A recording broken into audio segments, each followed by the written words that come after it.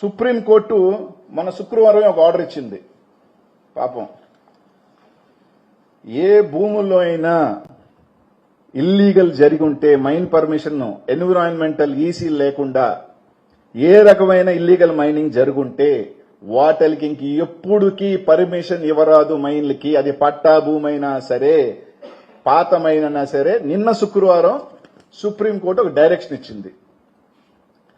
50 years అయిపోయినాయి, ఈసీలు లేవు, ఏమీ లేవు, ఫైన్లు వేస్తున్నారు, అన్ని వేస్తున్నారు.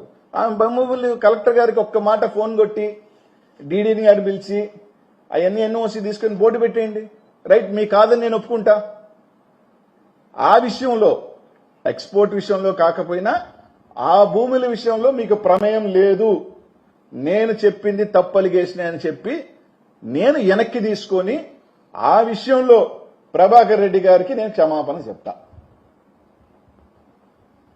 మీరు బోర్డు పెట్టించండి, గవర్నమెంట్ హ్యాండ్ ఓవర్ చేసుకోండి. మీకు సంబంధం లేదు, మీ చిత్తశుద్ధి ఉంటే.